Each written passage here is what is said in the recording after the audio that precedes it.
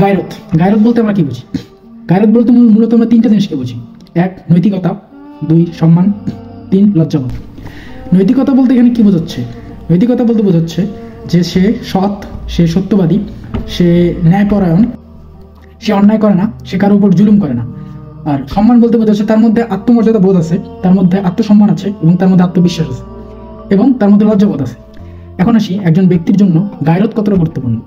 একজন ব্যক্তির জন্য গায়রত ততটাই গুরুত্বপূর্ণ যতটা তার শরীরের জন্য রক্ত গুরুত্বপূর্ণ। অর্থাৎ গায়রত একটি অপরিহার্য বিষয়, এর কোনো বিকল্প নেই। যখন একজন ব্যক্তির মধ্যে গায়রত থাকে না, তখন তার আর পশুর মধ্যে কোনো তফাৎ হয় না। যেমন পশুদের মধ্যে নৈতিকতা নেই, পশুদের মধ্যে আত্মসম্মান বোধ নেই, পশুদের মধ্যে লজ্জাবোধ নেই, তারপর পশুদের মধ্যে আত্মবিশ্বাস নেই, এসব পশুদের মধ্যে নেই, কিন্তু এগুলো মানুষের মধ্যে আছে।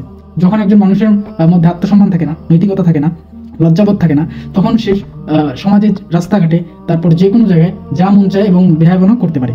অর্থাৎ সে কনসার্টে যেতে পারে। অ্যাজ এ মুসলিম তার জন্য কনসার্টে যাওয়া হারাম, কিন্তু সে কনসার্টে তাও যায় কারণ তার মধ্যে গায়রত নেই। অ্যাজ এ মুসলিম তার জন্য বেহায়াপনা হারাম, তারপরেও সে বেহায়াপনা করে কারণ তার গায়রতের অভাব, তার মধ্যে লজ্জাবোধ নেই, তার মধ্যে আত্মমর্যাদা নেই। একজন পুরুষ যে নামাজ পড়ে না, যে বেহায়াপনা করে, কনসার্টে যায়, রাস্তাঘাটে বেগানা নারীর দিকে তাকায় এবং তাকিয়ে থাকে এবং তাকিয়ে থাকতে সে মজা পায়, অর্থাৎ তখন বুঝতে হবে তার মধ্যে গায়রতের অভাব, তার মধ্যে গায়রত নেই।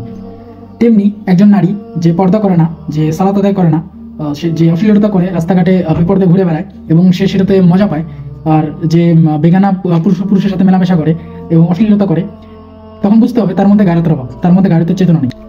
পবিত্র কোরআনে বলা আছে, সূরা নূর ভার্স 30-31, তোমরা তোমাদের নিজেকে নিয়ে চিন্তা করো, তোমরা তোমাদের নজরকে হেফাজত করো এবং তোমাদের লজ্জাস্থান রক্ষা করো, এর মধ্যেই তোমাদের জন্য কল্যাণ রয়েছে।